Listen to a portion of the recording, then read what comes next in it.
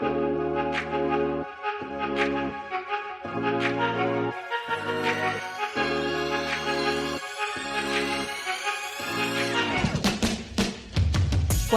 to Beyond the Needle, the Aesthetics Business Podcast. Each week, I'm here to share real, actionable strategies and bring on expert guests to help you level up, attract more patients, and build a standout brand.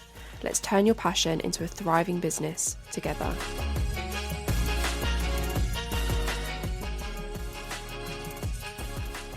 Hello everybody and welcome back to the Beyond the Needle podcast. Today I am delighted to be joined by Emma Michael, AI trainer, business strategist and founder of Emma Michael AI Solutions, where she helps business owners get to grips with AI in a way that actually makes sense for their business. And I think this episode is going to be really useful for a lot of you because AI is something I am being asked about constantly at the moment. Everybody wants to know how to use it, what tools to use, how to get better results from it. But most of the information out there is either really technical and overwhelming or so kind of surface level that it's not actually helpful at all. And obviously we know that AI is on the rise. I do have quite a few strong opinions on it, which do come up with Emma, and we talk about, not just the best ways to use it as a business owner, but also the ethical side of it and how to make sure you're staying within the law. Emma's approach with AI is a little bit different. She's all about finding what's actually going to save you time in your business, knowing how to use it properly so you get outputs that are actually good and helpful, and understanding the stuff around AI that most people just aren't thinking about, like the legal side of things that I just mentioned, but also why what you put into your prompts matters so much more than people realise. Her whole philosophy with AI is built around keeping things simple, judgment-free and accessible, which I think is exactly the type of energy that this topic needs. So I was really excited to have Emma on and have this conversation, and I think people will take a lot away from it. And I do think it's amazing the sheer amount of things that AI can do for you once you really understand how to use it properly. So whether you've tried AI and felt that it wasn't working for you, or you haven't started yet and just don't know where to begin, this episode is going to give you something really useful to take away. Before we dive in, just a very quick reminder, don't forget to subscribe to the podcast if you enjoy these episodes, and you'll be notified when a new one goes live every single week. And do leave me a little review as well. I really do appreciate them. Okay, well, let's get into it.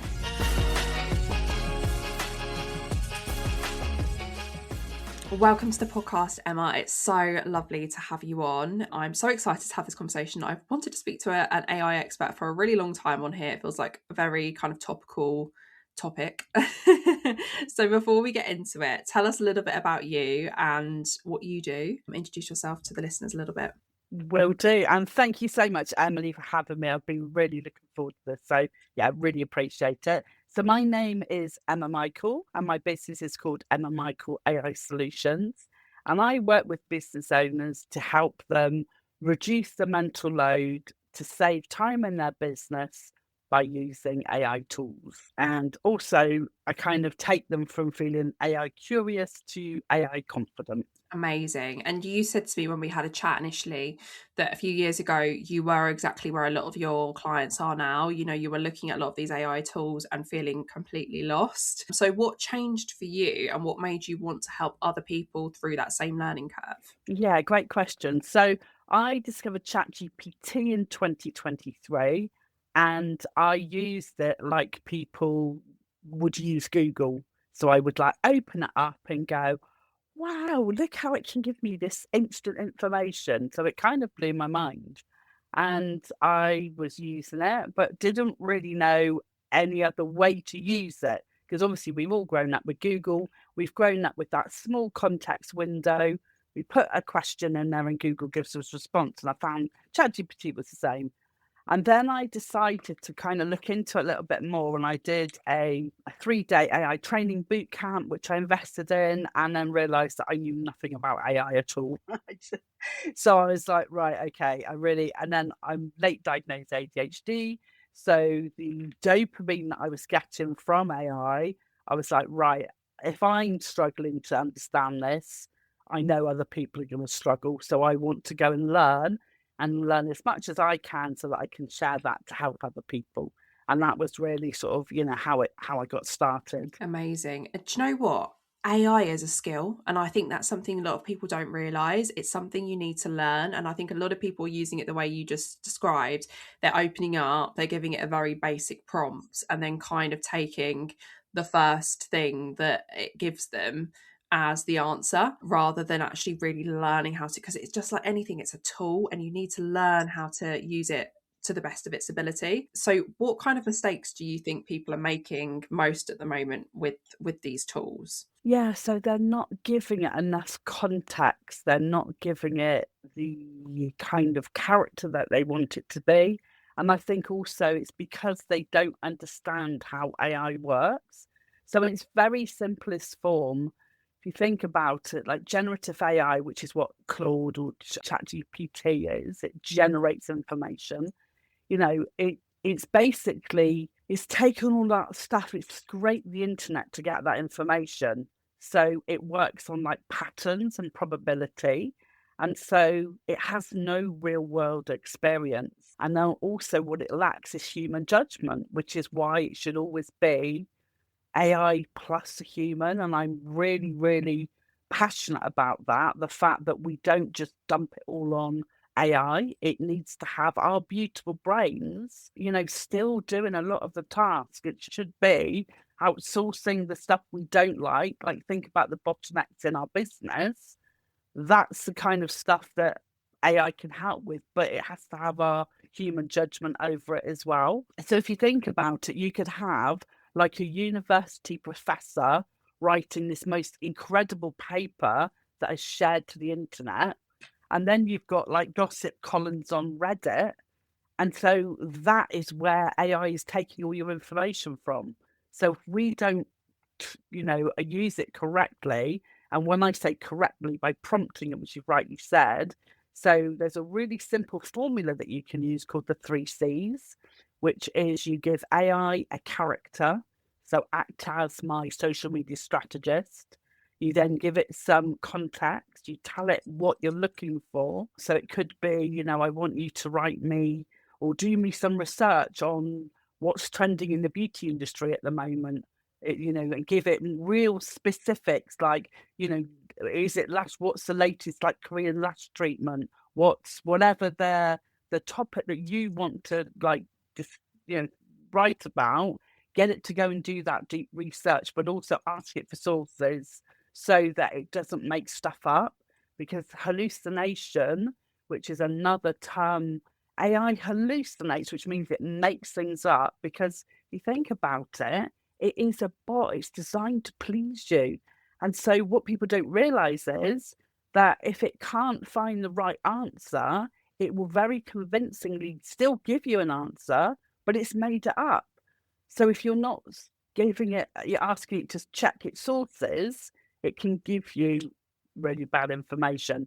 And I mean, this has happened with really big international companies, not just like your salon owner in a little local town, so but because we're still all learning. And this is the thing, what you don't know with AI. Yeah, that is so true. It's not just taking its first answer and rolling with that. I think that's the thing a lot of people are missing with it at the moment is they're using it to, because they're time poor, right? So they're using it to kind of do the jobs for them, whether that's their social media content or writing a blog for their website or whatever.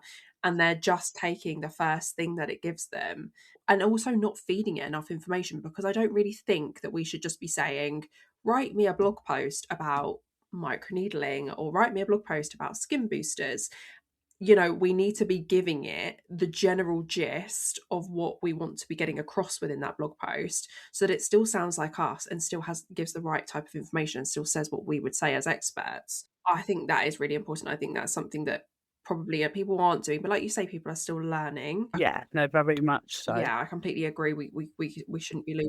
And it actually reminds me of a client that I've been working with who is a beauty salon owner. She's also a trainer in the industry.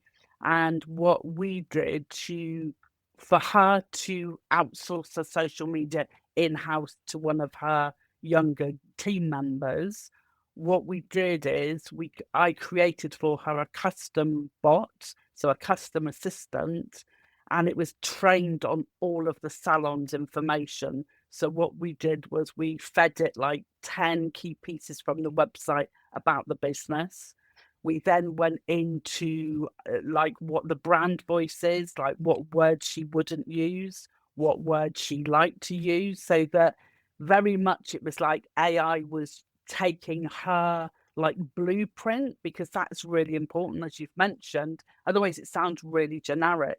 We then also fed it lots of customer reviews. We gave it examples of what good output looked like. So all of this then fed into a system that then meant we added in social media strategy, so it could then create like 30 days of content for her, but very much mapped on what her offers were that month.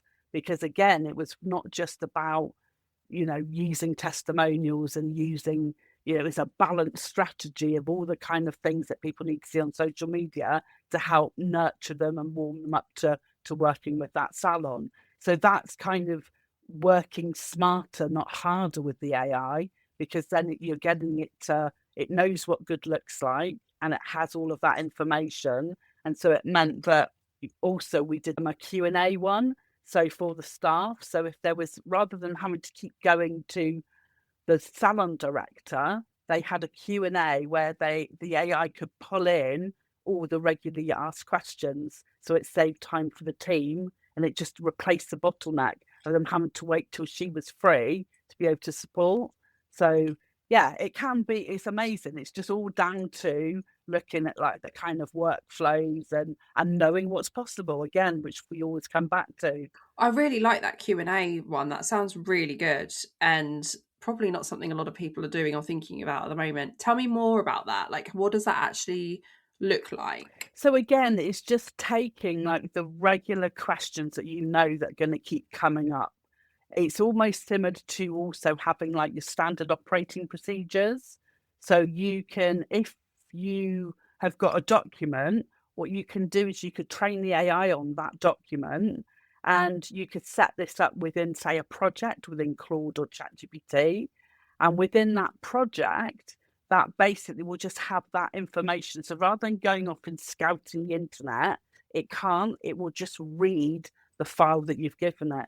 So again, if you had, say, a new junior or new member of staff join, you could give them this and they could ask it questions and it will pull all that data out. So again, it's about, we're here to save time. Everybody's busy.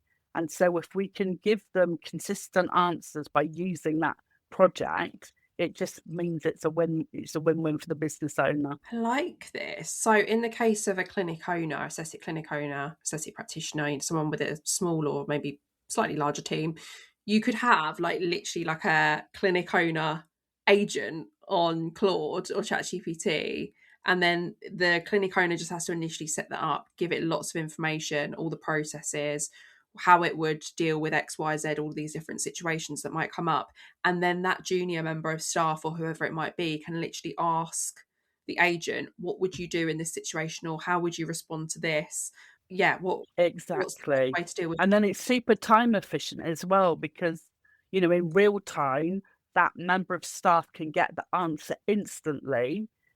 And there is no, it just means that it speeds the process up. And, if you're working in a service industry, service is so important. So if you've got, if there's a client wanting to know the answer to a question, they've got to wait for somebody else, it just takes longer. Whereas if you be slick and efficient, that's where I see AI being super helpful. what I feel like some people might be thinking as they listen to this is, how do I prevent it giving bad information or making things up if someone asks something that maybe it doesn't have the full, like the AI agent doesn't have the full picture on?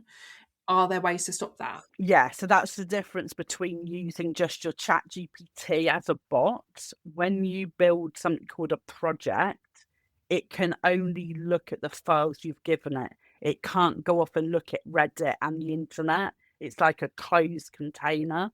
So that's where then you would load up your files into the project and it would only read those files. So obviously that information's come from you as the business owner. So so that's how it protects that information. And obviously then you just need to remember to update anything if any changes in the business. You just need to, so like for instance, say you had different summer times for opening and winter, winter is perhaps shorter hours. just remembering to go in and update the project with that information. Something no one tells you is the better your business does, the more time it takes to run it. More appointments and more locations end up meaning more hours spent on scheduling, charts, follow ups, and marketing. Instead of time with your clients and staff, let alone your family and friends, there's a better way where you keep growing and get more time back. Gloss Genius is the intelligent system that handles more of the work for you. Scheduling, payments, charting, marketing, staff management, and client follow up all automatically working in the background to fill your calendar, grow your revenue, and keep clients coming back. Over 5,000 aesthetic practices already trust it to run their operations so they can focus on their vision. Ready to earn more and actually get your time back? Use code NEEDLE at glossgenius.com for 50% off your first 2 months of their med spa and aesthetic plans. Available to businesses in the US only. Okay, now back to the show. Okay, that sounds good. I think that's something that everyone should be utilizing. It sounds like a really good way of saving time and helping your team like streamline things. What other things when someone comes to you and they want to start using AI in their business, what are they usually doing with AI at that moment in time, and what's not working, and where are the kind of common gaps that you see? Yeah, so that's a great question. So often the very first thing we look at is like the AI literacy. And what that means is they're coming because they're using it like Google. They don't know its capabilities. They don't know what it can do for their business. They often are hearing everyone saying, oh, Claude is amazing or ChatGPT is amazing. And, don't get me wrong, they are all amazing. But what will happen is one will go ahead and then the other will catch up. Everyone was going on about Claude, and I've been using both for a couple of years. So I'm tool agnostic. I basically will pick the task that I'm doing, then choose a tool.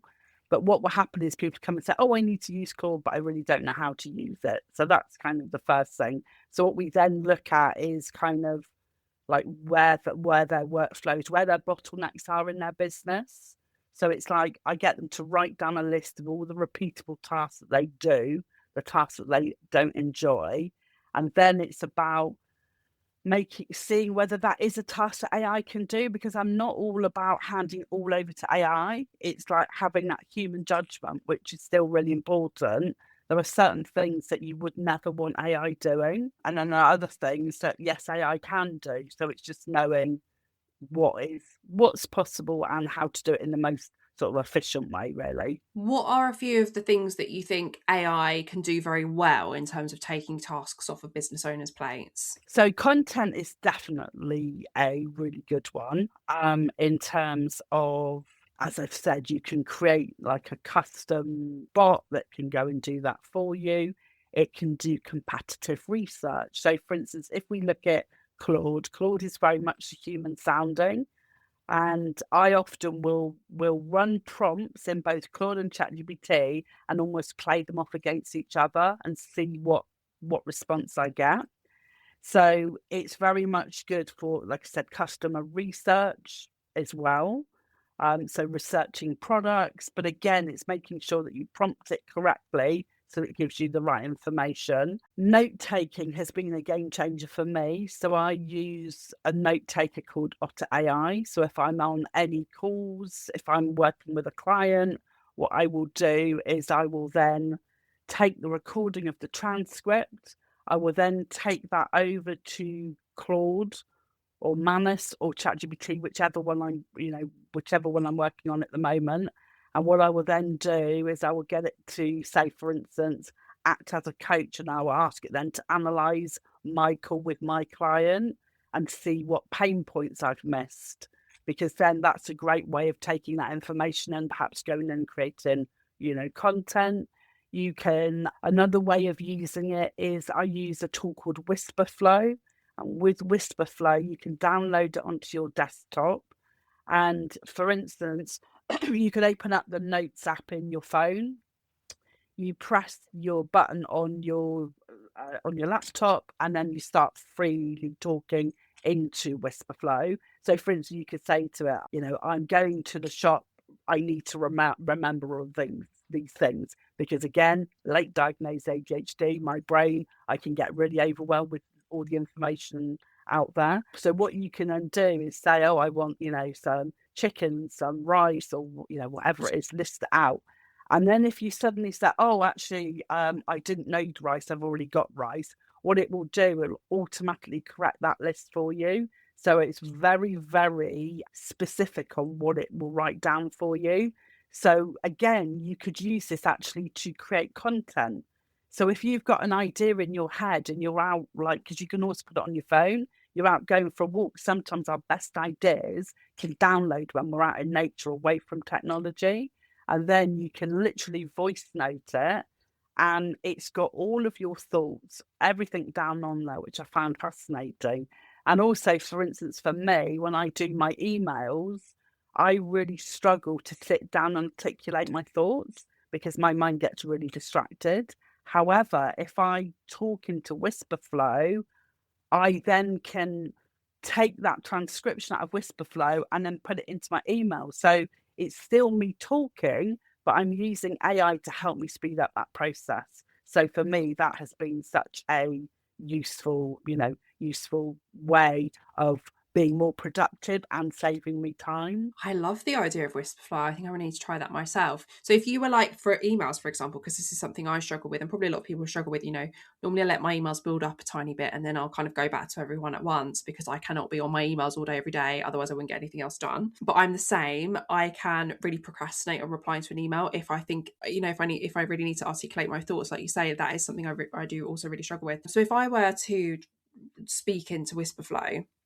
would it then tidy that up and polish it for me in terms of an email, or would I then need to go and put that transcript on Claude and it would? No, you would need to put the how I do it is I do it into my notes first of all. There may be other ways of doing it. This is just how I do it. I put it into my notes first of all. But because you can also use this kind of voice feature in Claude and ChatGPT. But the problem with that is it doesn't take out the ums and the ahs. It will literally record it literally. So if you make mistakes and you said add oranges and lemons and mascara and makeup remover and then go, oh no, I've got that. Claude and Chat will still have all of that down there, but Whisper AI will tidy up for you and then it will just write it out in that, in that format. So you can just copy and paste it and then do whatever you need to do with it. So that feels just a really nice tool to share with everybody. Yeah, no, I think that's a good one. I think that could be quite helpful for a lot of people, especially like you say, when you go for a walk or you're out, at the weekend. That is normally when you've stepped away from the business, when you've stepped away from technology, like you say, and your brain's a little bit emptier, your best kind of thoughts come and you get inspired by things. And that happens to me a lot. And I'll normally be like typing away in my notes app ideas as and when they come to me. But being able to have it in one space where I just talk it freely would be a dream. So Yeah, I know, I do need to go and check absolutely. that one out. Yeah. And actually, that then reminds me, because this is, sorry, my brain does ping pong a little bit.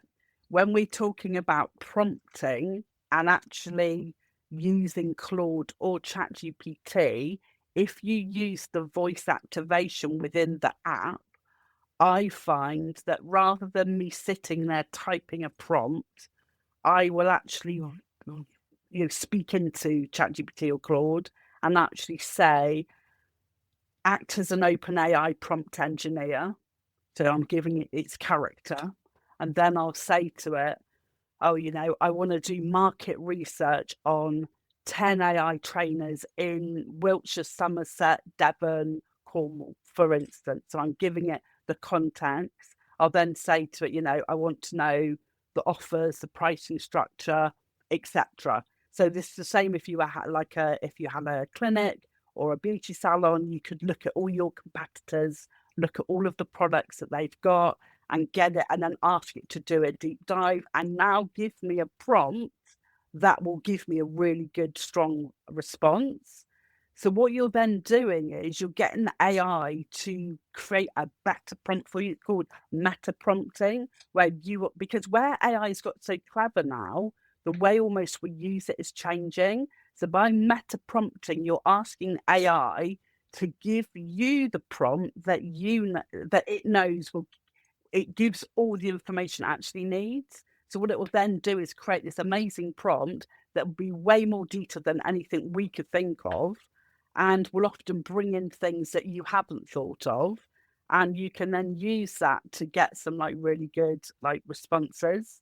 So that's been sort of, really useful. Talk me through some specific ways a business owner could use that response or that prompt that ChatGPT or Claude might give them. Yeah, so if I'm trying to think of what I've been, because I use it often all the time. So I'm going to have a quick look in my ChatGPT just to see something that I've just done recently. So I've been asking it to create I've got an AI training plan because obviously I go out and train and I work with local businesses, and I do a sort of done for you service as well as, online service. So at the moment, I've given it the context of, I've told it what I'm looking for in the AI training. So I'm still using my human brain. I'm still telling it what I want, but then I'm saying to it, now help me generate a training plan. But I've been really specific. And what it's then done is, because I've explained that potentially my audience may be over 40, so they have like where they could be overwhelmed. They're busy business owners. They might be a mum. They've got children. They've got a husband, or they may be single. It doesn't matter. But they've all got lots of other different hats of just being a business owner. And then often what will happen is that prompt then will really dig down into that like ideal client, because again, it's really important to understand the ideal client, and then it will give me something that I can then go away and create a tangible training just by that information. So it saves hours of work. But of course, it's really important then for me to read through it and check it and not just accept what it gives me. It has to sort of be in line with, what I know is correct.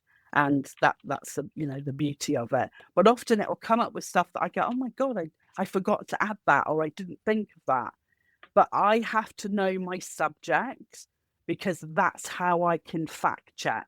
If you don't know your subject, so for instance, I'm not a blog writer. If I asked it to do a blog, I wouldn't necessarily know what good or bad looked like. So this is where the human skills still come in.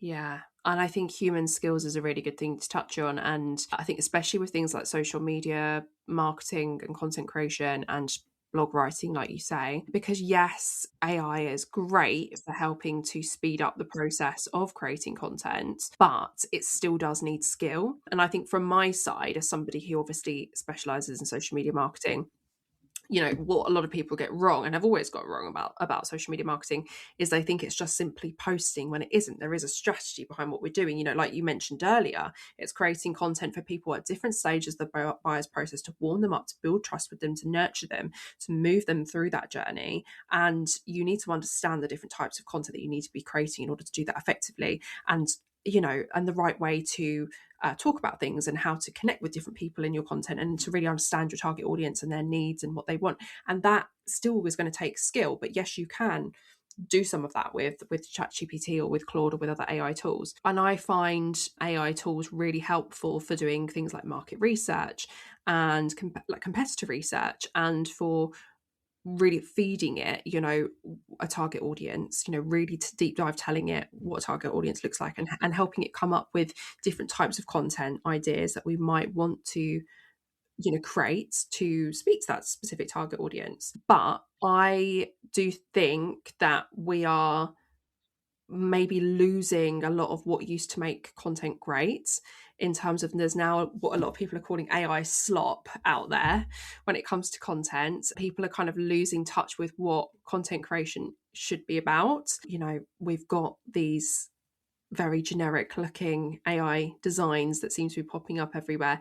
I'd love to know your thoughts on this, and where you think people are maybe going wrong with this kind of thing at the moment, and whether you think that we might reach a point where we're all just a bit bloody fed up of seeing the same thing over and over, and reading the same sort of thing over and over, and actually go back and not be using AI as much as we are. Yeah, and it's a great bad question, because I'm seeing that all over the place. You only have to open up Facebook and your local fate or your local, my local village kind of people had created something of the church, and they did it with AI, and it was in this beautiful rural location, which was so clearly AI, and it just gives me the ick. And there are so many better uses of AI.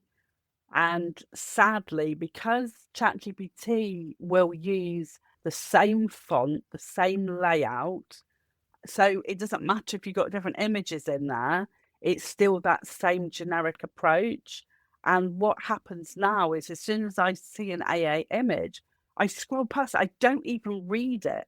So it could have the best information on there, but my brain is so attuned to scrolling past now that I won't even stop. And the whole point, from what I understand with social media, is we're there to stop the scroll. We want somebody to stop and go, oh, I need that. And so it has the opposite effect. I do know, I mean, and I do get it because, I understand it feels like it's clever. And, I'm not knocking anyone that is doing it. All I'm saying is there are better ways of getting to your ideal client. And you're just going to disappear in a sea of everything if you don't stand out. So where we're trying to actually stand out on social media, and it doesn't matter how clever you think ChatGPT is, it's still AI generated image, and it will just turn people away. And of course, I'm also seeing a huge backlash. There is a lot of people that are still very anti-AI, and this is just kind of adding fuel to the feed. And interesting, there's something that's happened last week, I believe, with Canva, because what you can do is you can take your AI image and you can actually edit it into Canva, and then you can use some of the Canva tools to change it around. But because of the EU AI Act, which has been around for a while, but there's been more transparency rules that came in on the 2nd of August, what will now happen is if you say use background eraser in Canva, it will actually flag up a normal image as AI generated. So that's still kind of, there's no real definitive answer on that. That's something that's really new. But going back to these posters, please don't do it. Go to Canva or Adobe, use something else, because your brand, it will hurt your brand, and that isn't what we want. I completely agree. I think it will massively end up hurting people's brands. And like you say, what is the point in using social media if you are just going to blend in with the noise of everyone else? You want to stand out. Like we see thousands of pieces of content every single day. And if 50% of those end up being just AI generated, looking very, very similar, how are you supposed to compete with all of that if you're just creating stuff that looks exactly the same? And it's the same with, the copy as well. I think a lot of people, and like you say, it's about learning, it's about teaching your AI and helping it really understand you, and also keeping the human element very, very active, and not just spitting a very quick prompt into AI and taking it at face value and just using that without any kind of human input or editing. It loses that, people will follow you and want to follow you. You need to give them a reason to follow you, but they will do that because they like you as a person and they feel like they connect with you as a person. As soon as 90% of what you're putting out there is just AI generated, how are you supposed to connect with anybody? And I do think, I really hope that these ChatGPT designs that we're seeing are just a kind of phase that dies out pretty quickly. And I've seen a lot of them with mistakes on as well, because I think people are just literally putting the prompt in, saving them, and then using them without really double checking them. I've seen them with like people's business names spelt incorrectly. I've seen them. Absolutely. There was one that someone had printed and put outside a local pub when the World Cup was going on, and it was advertising the fact that they were open, showing a certain game. I can't remember what game it was or which countries were playing, but one of the country's flags was completely wrong. It was like AI had made up a flag. And no one had noticed, and they had put it up. And I just think and that is the kind of thing that can really hurt a Yeah, brand. absolutely. It's a real pet Totally of agree. mine. It reminds me, because I saw one last week where there was a local village fete being advertised, but it was spelt FATE, and no one had picked it up, and it was being posted everywhere. And it, to me now, it feels like it's lazy use of AI.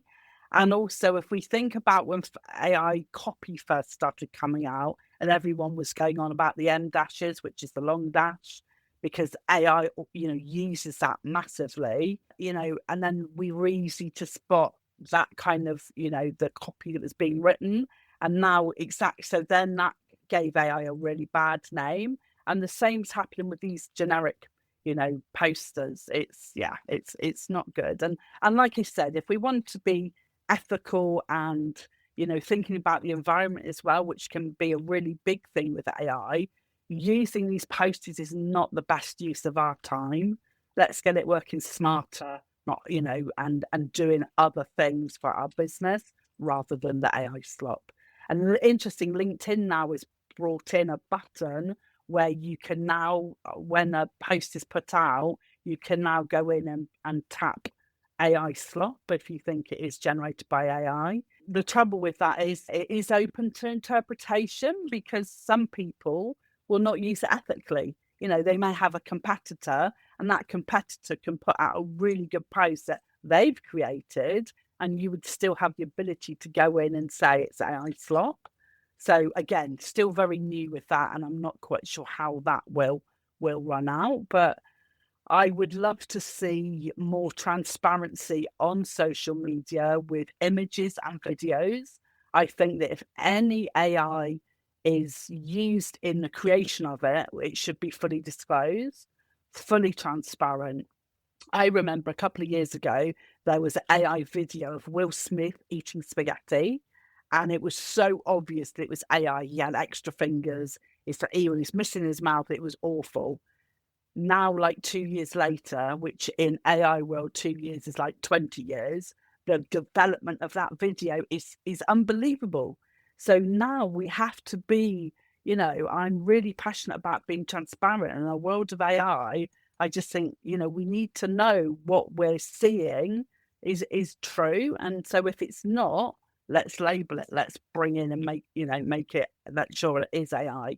And if I ever use an AI image, and I probably have used like 3 in the whole of my social media, I will always put a comment in that says this image has been generated by ChatGPT.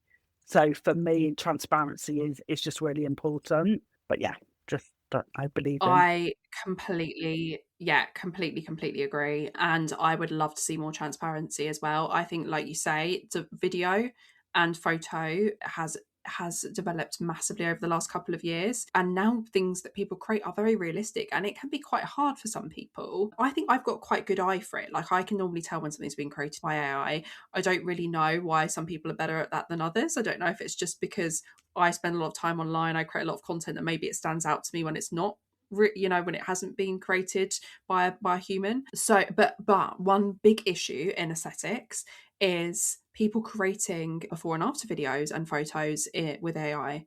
And this is a huge issue that I'm seeing, only get worse. Literal clinics are creating AI generated before and after photos that look very realistic, but are completely, like, the results that they're demonstrating are completely impossible to create by what they're saying they've created them with. So and there's also, I think, still with AI, even though it has developed a lot recently, you can tell when a person isn't a real human if you look hard enough. There's like a weird kind of tinge to their skin. They And kind of the just look voice, a you little can hear bit, it in the the voice. voice, yeah, and they just look a bit like, I don't know if it's like uncanny valley. Like, there's it's just a way of telling, I think, but they still do look super realistic. And I see this a lot on TikTok. Normally not by medical professionals, because a medical professional would have their license taken off of them for something like Yeah, that. completely. But I do think it's a real issue, and It I is, and I totally agree. And I've actually, because what happens is when they show the treatment, AI will tweak other bits that doesn't look perfect. So that's why it then gives this false impression. And it's the same with, I know my hairdresser we were talking about the other day, because people keep going in with Chat GPT generated images of themselves in different haircuts. but they're haircuts that are impossible to recreate because they're not real. And so this is where the lines get a little bit blurry. And yeah, I just think we need to be fully transparent, and because we're in a almost a trust recession at the moment with AI. I'm noticing it more and more. People aren't sure what to trust. So when you're putting out your content, it's another reason to be, show it real life. Don't don't use AI for that. Yeah, and, like, just keep like, be yourself as well, and, like, show yourself, and don't just rely on AI generated things, because that's what's gonna help you stand out online, like, no one else can be you. You are the only person that can be you, and that's ultimately what is going to help build trust and attract people to you. And I love that because that's just reminded me that what people want to see more now, because they are getting overwhelmed with this AI stuff, is they actually want to see us on camera. And we don't need to be perfect. If ever there's a time to actually be more active on your social media, get in front of the camera, have a chat about stuff. It's a really quick way to speed up the know, like, and trust to help your audience warm up to you. So I'm a great advocate of that. And in fact, I did just that very much last week. I just did a reel and I was like speaking real, and and it was done because we all do it. We all pull ourselves apart. We're all really critical. And then we think, oh gosh, look at that wrinkle, look at that spot, or whatever it may be. But actually, our audience don't care what we look like. They just care what we've got to say, because we're the expert in whatever it is that we're talking about. So yeah, I think we need to kind of just stand out in an AI world. As much as I love AI, there's just certain things that I believe we need to be really human with. Yeah, there's certain things it will never replace, and I think now more than ever people are craving that authenticity in people's content. And if you are going to jump on camera and be yourself and share your thoughts, and right from the heart, and that is going to help you stand out now more than ever amongst a lot of content that is clearly generated by AI. So I think business owners who keep themselves very present in their content actually have a huge advantage, because that, like I say, more than ever, is going to help stand out. I actually, there's quite a lot that I want to talk to you about, but I do want to touch on, regulations and the law and where lines are getting crossed. Now, obviously, you talk about this new European AI Act. Also, something I want to ask you about is people using AI to create images of celebrities. So like when the World Cup, I'm going to bring on the World Cup again, was going on, and what's that footballer everyone was talking about, Haaland? Harlow, yeah. Everyone was using his image, right, to create memes and things, because he was like, everyone was talking about him. He's like a funny character, that kind of thing. What does the law say about that, right? Because he is a person, and people are using his image in their own content and creating AI images of him and using that as a business in their content in one way or another. It was being used more as like a meme and that kind of thing. Or actually, what a lot of people were doing was creating images of them and other members of the England football team in their clinic with them, and saying, helping the boys get ready for the game tonight, that kind of thing. Obviously, it was a joke and a meme, but where does the law sit with that kind of thing? Yeah, so there is with like the IP, and I know with memes, for instance, what they're saying is everything is like there's no original source anymore. So everything with AI is copied from somewhere. And I know that Matter, they've got some big legal cases going on. A lot of the big and other OpenAI, other companies are kind of, if Disney are trying to sue one of the AI companies, and Disney are really hot on like copyright, but it all still feels very much like there isn't a definitive law on it because it's still so new, and because AI is rapidly advancing so quickly, it's almost like there is no, yeah, I can't, because I'm not a legal bod, obviously, but I just know that it's something that is not, we can't give a definitive on it. And in fact, I saw a few of the things with Harling where they interviewed him himself, and actually he takes that as like, he thinks it's really funny that people are recreating him. And in fact, I saw there's one of him eating, and then I saw the video where he's kind of doing his hands like this. Not that's useful for podcast, but he's throwing it into like his mouth, and it actually came from like I think a Japanese guy. And so they'd imposed Harling's head onto the Japanese guy and made that into AI. So yeah, there's copyright is not clear cut at the moment. So that's probably not the best answer to give you, but I can't give you any more on that. So it's unlikely for a business to get sued at the moment for using someone else's face in their Yeah, content. at the moment, but then again, why would you? If you go back to like ethics and things, it's like why would you, want to do that? But then I suppose, yeah, if we go back to looking at memes, memes that aren't even generated by AI, people are using famous people, it almost becomes like it's the normal because so many people do it. So yeah, I guess it's the same with AI, really. Yeah, it's almost like there isn't a clear line because it's something we've done for years, like you say with memes, but in a slightly Yeah, different way. Now we've just got a bit more control over it because we can take that meme image and make it more bespoke to whatever we want the meme to say. to say, yeah, absolutely. And like you said, these court cases, they go on for years. So it doesn't happen overnight. They can't just clamp down and go, oh, right, this is it. That does remind me of a case though in 2022 when ChatGPT first came out.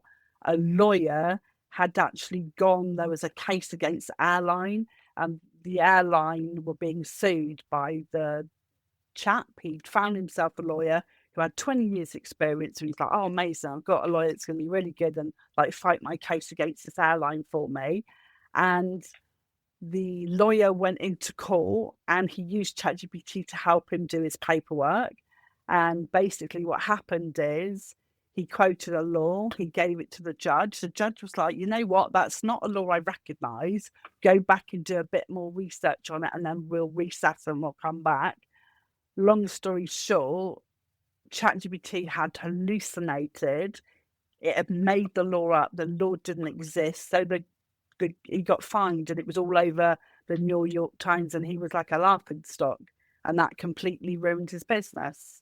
So this is where we have to be, careful of what we're doing with AI. A great example, and a lot of my listeners are medical professionals. So it's like, as a medical professional, we need to make sure that we're not just talking about things and claiming things without actually fact checking. And that, again, that's why the human element of this is so, so important. Okay, so what other things do people need to know about when it comes to the law and AI? Like what things do people maybe not thinking about, and ethics and that kind of thing? I'd love to hear more about. Yeah.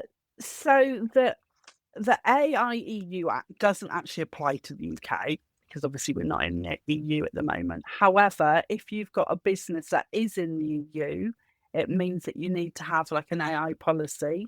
So that could be like somebody in Northern Ireland, if you've got a clinic in Northern Ireland, you need to be showing how you are using AI. So I have a membership called AI Made Easy. And in my membership, I've given everybody like a template of how they can now add on to their website their AI usage policy. And it says things along the lines of, that I may use AI to help me generate content. However, there is always a human that looks at it before I publish it. So certainly if you've got staff, it's a really good idea to make sure that actually they're all singing from the same page. Because one of the other things that I've noticed is that where I'm training, when I train businesses, what can happen is the staff are given, say, Copilot, for instance, which is through Microsoft, and Microsoft will run its stuff. And often what happens is the salon owner might buy a license. And I think Forest is the one that I know a lot of salon owners use. And so I don't know enough about Forest, but just using Microsoft as an example. And then they'll buy the license for it. Then they give it to the staff to go on and do emails and do whatever they want to do with it. But what will happen is there is no training for that staff member. And so then what will happen is they will naturally resort back to ChatGPT. Now, what will then happen is they're using their own private account. And so there's no security in there. And so they can then potentially disclose like client information, sensitive data that should never be going into AI. And so then we have this, and this is what's called shadow AI. And it's just where the staff member doesn't know properly how to use AI, so defaults back to what they think is okay. And obviously with Microsoft, they'll have like, high levels of security, which is why the business owners perhaps bought into that AI, and that will be potentially the same with any industry. So that's something that it's making sure your staff are up to date on things as well. And it's about upskilling them so that they know. It's not just like, oh, just go and create that with ChatGPT. You need to like look at the goals, look at the system, what you're trying to do with the AI, like match the problems to the tools. And then it's about implementation, but also then monitoring the staff and upskilling them to make sure, because AI is moving so fast. I've never seen anything like it. Literally, almost on a daily basis, something is changing. I'm in AI 24/7, and even I struggle to keep up. So I think it's really worthwhile remembering that you can't keep up, and don't even try to, but be aware of the key things. And you can actually set up tasks on ChatGPT to go and search the internet for any industry. So if you're in the beauty industry and there's anything happening, you can set up an alert and it will send you an email to like check it out, which I think is really helpful. It's what I'm doing at the moment with when I send out my emails. I get the AI to go off and do the donkey work and come back and give me a list of any AI changes in the last 7 days, because I haven't got the brain space to keep researching it all. And again, it's just using that AI to be smarter, but not harder. I like that. That's a really good way for practitioners to be using this as well. So setting up prompts for it to alert them of any new change, anything within the industry that's newsworthy, anything that comes out in the press that's going on, any big stories, also any new treatments that are kind of maybe coming out, things on social media that would be like, any trends on social media that are going on at the moment. How do people do that? Talk us through. So one of the best ones to use to do that will be one called Perplexity as well, because Perplexity is another AI tool, very similar to, is a chatbot, but it's very much specializes in research. So with all AI tools, you always get a free option. So it's something that you can, perhaps go in and try. If you only get so many uses, and then it will then say you need to pay. And, obviously at the end of the day, you don't want to have loads and loads of tools that you're not going to use. So if you don't want to pay, you don't want to add another tool to it, you can go into your ChatGPT and you can literally voice note it, like I said earlier, tell it what you want. So be very specific. Tell it then to set up a task, and then ask it to email you. Be again specific. Do you want it at 7 a.m. on a Monday, 9 a.m., 12 noon, whatever works for your, your energy? That's what you then get it to do, and then it will go off and do that. So AI is getting so clever that it will almost, you only need to tell it now what you want it to do for it to be able to go out and work it all out for you. So I think it's just having, again, it's writing all those things down that you feel are a bottleneck in your business. Where does your time go that's not really the best use of your time? Because, we can turn AI into our own little assistants, and especially with the use of what we call agentic AI now. So agentic AI, that's where, so with ChatGPT and Claude have a version called generative AI, which means it generates stuff for us. Agentic AI means it actually goes and does stuff for us. So, for instance, there is Claude Cowork that you can set it up to go and actually do things. It can go and read all your emails. So I've connected it to my Microsoft, and I will ask it to scan once. So say, for instance, you're away on holiday, you can ask it to go away and scan 7 days worth of emails, telling it any urgent ones, telling it what to look out for. Say you're moving house, you're expecting a email from your lawyer, for instance. You just tell it to then alert you when that email comes in. So again, it's just these things that it can just go off and do, as long as it's given the the levels to understand what you want to do with it. That's the important bit. And I suppose with co-work, it's constantly can go and do work in the background for you. So what you can do is you can say you've got like 10,000 photos on your computer. You could ask it to go and sort all of those out for you, and it will go and do that. However, there is a caveat to that. You need to be doing it safely, not given access to all your files, because otherwise it can run amok. And there are still, AIs are getting hacked constantly, which is always the same with new technology. So we just need to be cautious with what we give it to, look at. So I've set up a file in there purely for co-work.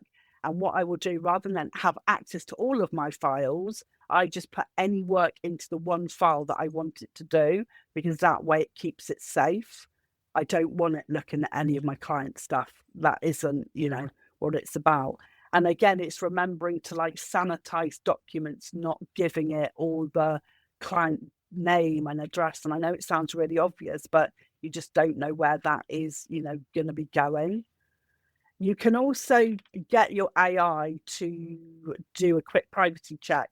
If you go into your settings on, say, ChatGPT or Claude, and then if you go to your data controls, you can then, there's a button and it will say improve the model for everybody.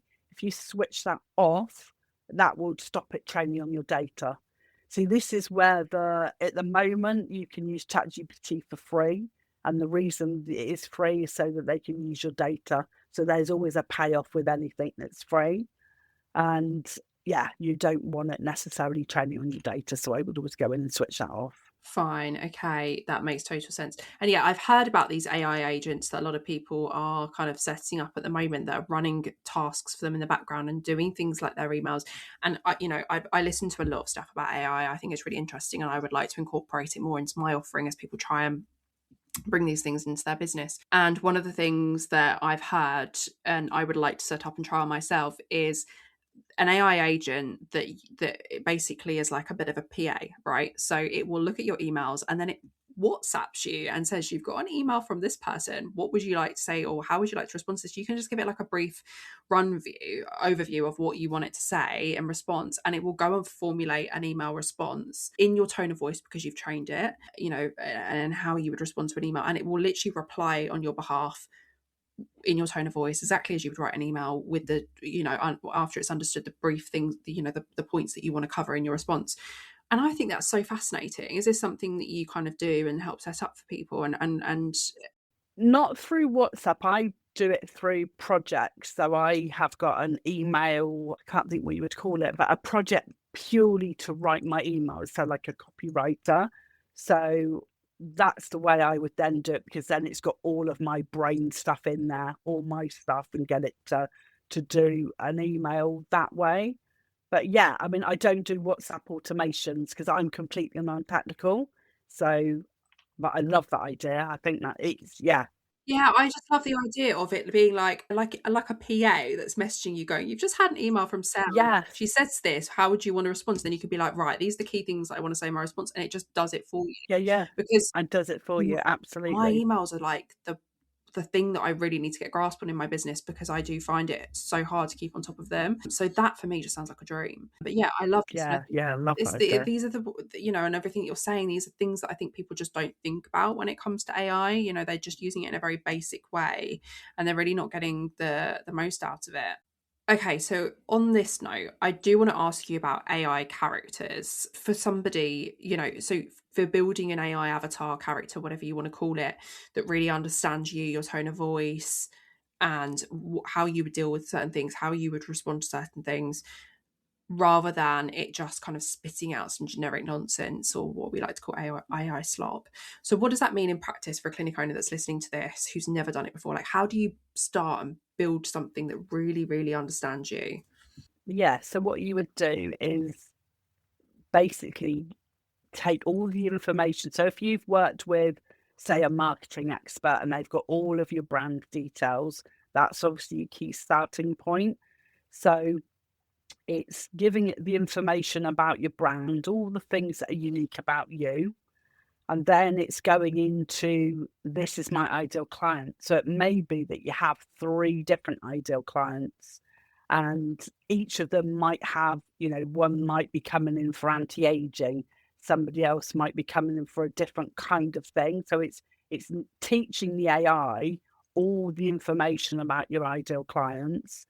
And it used to be done on a Google document, for instance. But now what we're learning is that if you can change that information to something which is called an MD file, and I will actually use AI to do that for me, or I will ask it, turn this into an MD file, what that then, it's like a line of code. So rather than blocking up your AI with all of the documents with all this information on, you just take the same information, put it into an MD file, and then it can read it a lot quicker.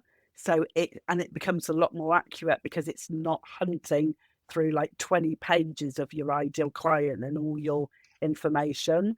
So that is how you do that. But interestingly, these were, up until last week, I was building these kind of things for my clients. And of course, in the world of AI, what happens? We have yet another change. OpenAI said, I think on Thursday of last week, that unless you have an enterprise license, so I have the Plus license, which is £20 a month, which for me is a no-brainer. Now they're saying that you need to have a different license, and you have to have a minimum of 2 people on it. And I think that's £25 per month.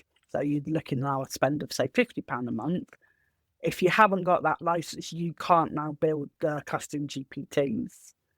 So that's been and I haven't had chance to look into that enough to see now what the next thing is going to be. So potentially what I think I'm going to be doing is taking all of the information, all the custom GPTs out that I've built, and turning them into something called a skill. So a skill is something you can use on Claude, and you can create a skill for any task that you do constantly. So for instance, I've got like an AI trainer skill that I know is trained on all my AI training knowledge. And I literally do, I can't even think what you call it. It's like a backspace. It's a slash that goes that way, that backspace. Yeah. And you can literally put in and it will bring up that skill. So straight away it knows that it's just going to be talking about that information. So I imagine that's the way it's going to go. But I need to have some, because we're hit with AI changes like daily. So it's just keeping up with it. So this time in like 2 weeks' time, perhaps I'll know exactly what it is going to be happening. So and also this is a really good lesson that there is another company that is called Manus that I've been a huge fan on, an AI company that was bought by Meta for £2 billion. It was owned by the Chinese. Meta have really struggled. So Meta own Facebook and Instagram. They've really struggled to create their own AI. So they decided, let's take our money and buy someone else's. And it was brilliant because what you could do is you could connect Manus to your Instagram, and it could go in and read all your Instagram, and it could analyze everything using like Meta's knowledge, which for me was so powerful because it could do a full like social media strategy report on. It would look at like what's performing, what carousels are working. So rather than you having to sit down and do like a monthly report and go for everything, it would just do it in minutes. Amazing. But now what's happened is the Chinese have decided they've made the deal void. So now Meta are having to withdraw. They're giving the 2 billion back to Manus. So everything that's been built on Manus will disappear once the plug is pulled. So, again, this is one thing where we're giving all our data and relying just on one, whether it's Claude, whether it's Chat, whether it's Manus, it just shows that we need to almost have a central place, without getting too technical, as something called Obsidian, where you can actually house all this data. But yeah, that's just so. But again, it's because technology is all so new. We're going to make mistakes, and this is how we're all going to learn with it. Yeah. But it can, And yeah, things are going to there's so change. many changes happening. Yeah, completely, completely. And like, Anthropic, who are behind Claude, they had some big data breaches. They were hacked.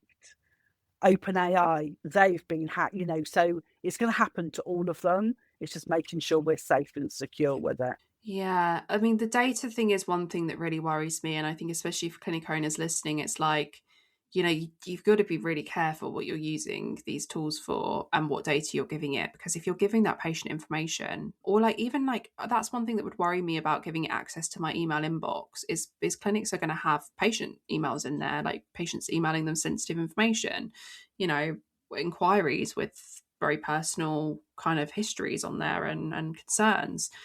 What's the kind of potential issues that could flag up? Yes, so something I would always recommend is always check the security. So always go onto the website of whichever provider it is and have a look at their security levels.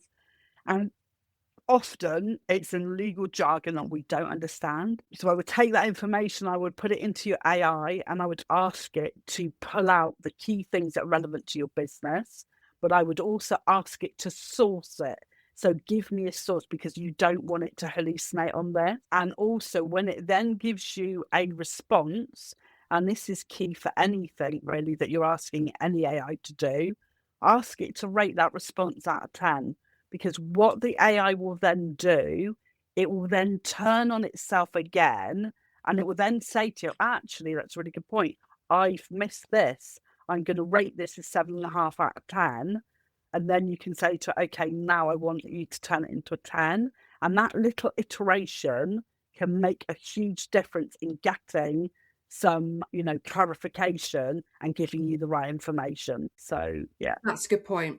What would you and that's actually made me think of something. What would you say to people who are like struggling with the responses they're getting from AI at the moment? And I kind of know what you're probably going to say, but say they're like asking it to help them write something or create, content for something or whatever, and they're going like back and forth and saying this sounds rubbish, this sounds so generic, and I really don't like the tone that you're writing here. If someone's going really back and forth with the AI agent, whatever it is that they're using, and they're getting really frustrated and they're just not kind of getting the tone or the kind of response that they're looking for, what do they need to do to fix that? Yeah, so what they need to do is they need to be really clear on what the task is that they want the AI to do. And then they need to give it context. So for instance, like we're a beauty clinic in London, these are our social media channels. This is what we do, give it all of that information.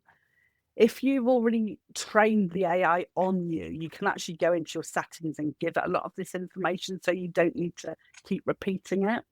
And again, this is why you potentially could have a skill built that has all of that information on there, so you don't need to keep asking every time. So you basically would just give it in, and then you say to it, you ask it for an expectation, like what output would that be? So, for instance, it could be a table with bullet points. It might be a customer service message. You need to give the AI needs to know what good looks like. So I would always then give it an example of what you want it to look like, because AI doesn't know. It's like, for instance, if you could, what would a lot of people would do is, like, help me. I want to create social media. I'm a beautician. And it's like, that is so generic and woolly. You need to give it much more structure.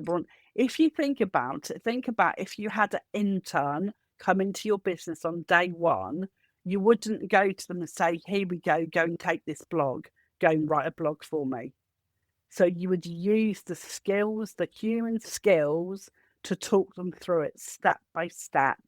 This is what I expect from you, and this is how you get there, and these are the steps. That's exactly the same with your AI. Just I think that's train it on. Yeah, I think that's the key thing that everyone needs to take away from this episode is like AI is not to replace human effort and everything that we have done in the past as human beings. Like it is a tool. We need to train it. We need to work with it. We need to put that human effort and voice into what we are doing. Yeah, because also what will happen is AI doesn't know what a perfect post looks like. So it will just give you something really average. That's why, and if you do give it the examples, that's when you can then say, it's got something to like compare it against, because then it can, work out. And you give it 3 or 5 examples. You don't need to just sort of give it one. I think when I set up my, like, brand voice guide, I gave it, like, 5 examples of writing that I loved that, was sounding like me. And a brilliant way to do that is you can have you heard of these personality questionnaires Hmm. as well? Like, there's one called 16 Personalities, and you can do those for free, and basically will give you a report at the end of it, and it will kind of look at all your strengths and weaknesses. So I fed that into my AI so it understood my way of working, which was like really useful. Another thing that I will do to it is when I've used Otter AI for a transcript of a call, I would take that call and say to it, look, this is my tone of voice, this is the language I use, pull out what phrases are relevant. So again, it's that voice recognition, because remember it works on patterns. It then will create a really good tone of voice because it's actually hearing your own voice. So there's loads of like ways that you can do it rather than just opening up and go, create me a Instagram post for my Yeah, salon. It's just, lazy. yeah. I But get why people again, do it, but yeah, we being lazy. yeah, but if you don't know, you Don't don't know. know. I So this know. isn't calling anybody out. This is more about saying, like, once you know better, do Yeah, and better. those are some really good tips actually on how to help it really understand you as a Yeah, and you person. cod even do this for like a topic. So you could like talk about our latest beauty treatment, for instance. You can then transcribe that with your note taker. You get the AI to turn that transcript into a blog post as long as you've given it the right the blog instructions. You can then get the blog and break that down into social media posts. So then, like, basically 1 week of rambling thoughts, you could then turn that into your blog and your social media content. So then it all becomes a much smarter system rather than, you struggling for days trying to get social media content Love out. that, love that. Yeah. It's just inputting yourself into it and really taking the time, I think, and not just expecting it to be able to do everything at the click of a fingers. At the click of your fingers, I think that is the key message to get across here. I mean, I could literally sit here and talk to you about this all day because there is so much to unpick, like you say. I mean, AI is a huge subject. There's so much to it. It's changing so much. It's evolving all the time. I mean, I could literally ask you questions all day about it, but I know we need to wrap up soon. So just a couple of questions to kind of wind us down a little bit.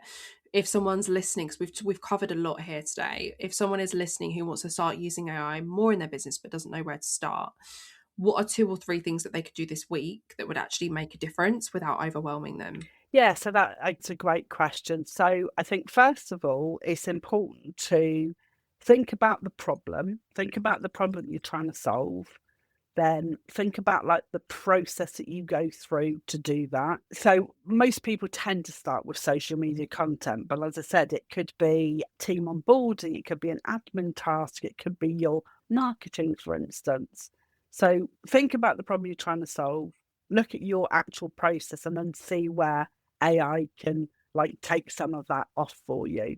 So market research is a great one. Trying to think what else, invoicing, even invoicing, people can set up things to help them with invoices. So there's lots of different things but it's just really working out, does the human need to do this or does AI need to do it? And I think unless you know what is possible with AI, this is the problem that a lot of people have. They just tend to use it straight away for the writing, not knowing that it can do sort of other things. Yeah.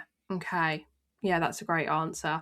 And what is one common mistake that people make when they first start trying to bring AI into their business, and how can they kind of, get it right, from the off start? Yeah, so again, I think it's probably back to what we sort of discussed earlier. The most common mistake I see is people treating it like Google. They literally open up the context window of ChatGPT.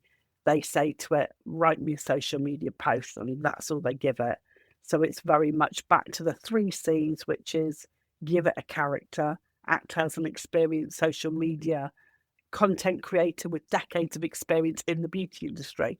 Be really specific, give it that character, and then give it the context of what you actually want it to do. It could be that you want it to research like trending Instagram posts in the beauty industry. Be very specific about what you want and then get it to clarify. And obviously, using that response of mark this out of 10 is a really good way to get the AI to give you a better response. And eventually, the AI starts to learn and it also actually starts to say to you, oh, that's a 9. I need to do something else. The more you train it, the more you use it, the better it will get. Yeah, love that. Really, really good response. And obviously, like we've said, AI is moving very, very quickly every single day. New models, new tools, new capabilities, it's ever evolving. For someone who isn't a tech person, which I would imagine a lot of people listening aren't, they just want to keep up enough to stay relevant. What is your honest advice on how to do that without it becoming a full-time job when it comes to like understanding AI and what they should be doing with it? I know you said earlier about you can set up a prompt on AI so that it does that research for you in the background. Would you say that's the best way to do it, for them to set up something today that was going to tell them? Yeah, or find a source. I mean, there's various emails people will send out. Find sources that you trust that can, find this out in the beauty industry or whatever industry that you're in. So something I do from a membership is as soon as there's a change to Claude, we have a WhatsApp group and anything that I feel is relevant, rather than having to worry about keeping up with all the changes, I pop it into the WhatsApp group so that instantly they go, oh, that's great, or I don't need to worry about it. Because, not all changes in AI are going to affect you and you don't need to know all of them. That's why I'm subscribed to probably about 20 different AI specialists, so I get all of the news, but then that's my job. I'm training in it. Whereas other people don't necessarily need to know that information. You don't want to get bogged down. It's that fine line. Because then it gets overwhelming. Like you say, it only needs to be relevant for your Completely, industry or what you're doing. completely, Yeah. completely. And what's happening with AI is they're all getting really clever, whichever one you use. So I tend to focus on like Claude and ChatGPT, but also other AI tools. So I work with Gamma a lot. So Gamma AI is this really incredible tool that will create presentations, customer quotes, for instance. And I really passionate about it because for me, I've used that. when I go into Canva to create a presentation, my brain goes, oh, pretty picture. Oh, look at that image. And I can be in Canva for an hour, which is a complete waste of my time because it's not productive. Whereas with Gamma, what I can do is I can say my like AI workflow is if I have a discovery call with a client, what I would do is I would record it on my note taker. So then I'm 100% present for my client. I then take my note taker over into ChatGPT. I export the transcript. I then ask ChatGPT, because it knows me, so it knows what I'm looking for. We pull out what the client wants to do. So what are the client's pain points? How can I solve them? And then I will then ask it to put this together into a quote presentation. But I will then be very specific and say, create me this in a format so that I can input into Gamma AI. So what it will then do is I copy and paste that information, I pop that into Gamma AI. Gamma AI will then in 20 seconds create me the most beautiful presentation and it's all done. And that, that literally I can now do that in 10 minutes. That used to take me hours, absolute hours to get that done. So for me, these are the tips that just smart, shorten our working day by letting us focus then on perhaps money making activities rather than the admin that has to be done. But again, just knowing that we can do that is so useful. So much out there now, isn't there, that can do whatever. I mean, it's endless. Yeah, and there seems to be something new every week. But I have discovered Gamma recently, and I think it's great.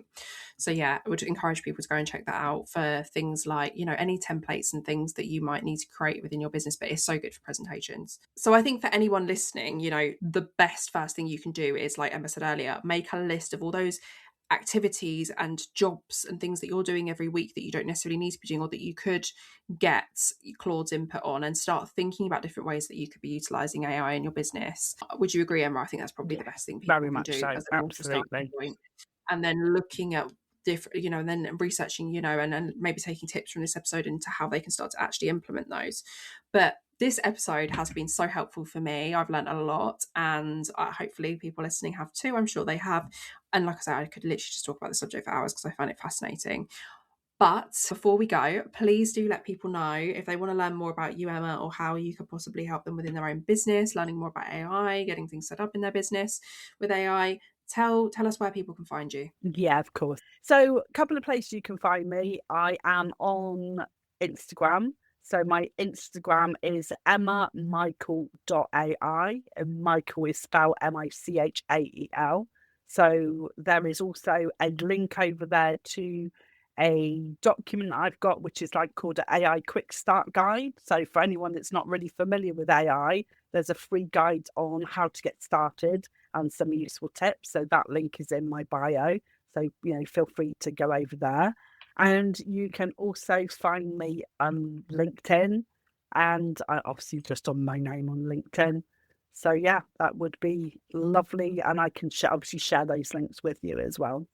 Yeah, amazing. I'll put all of those links in the show notes as well. So if anyone wants to go and download that guide or find Emma over on Instagram or LinkedIn, have a look in the description. You should be able to just go straight there. And also, I have got my membership, which works out is £27 a month. And basically, what happens with that is you can come in there. There's training already done. It's bite-sized training because I know that AI can be really overwhelmed. It's very much geared at the non-techie individuals that are perhaps a bit curious, a bit frightened. They don't know where to start. So it's very much just a nice place, very much strong community. We have sessions where I do training, but also we have sessions where you just come and actually implement something. So that's like a really nice place. And we've got a range of it. So I've got some beauty salon owners in there. I've got some ADHD coaches, nutritionists. I've got bookkeepers. I've got a real range. I've got people up in Scotland, people down in Cornwall. So a real range, but it's, really lovely. So if you're feeling stuck with AI, you're not really sure where to go, that's the, easiest thing. I also offer an introductory call where you can come and have a chat with me for 30 minutes, completely free. Come and tell me like what your problems are with AI. And I think that's one of the things about being neurodivergent. I can often spot the opportunities of where it could help you in your business that you might not be aware of. So yeah, always happy to chat. Amazing. I'll put all of the details in the show notes. So yes, please go and check out Emma and see how she can help you more, because she is, path of wisdom. So yes, when it comes to AI.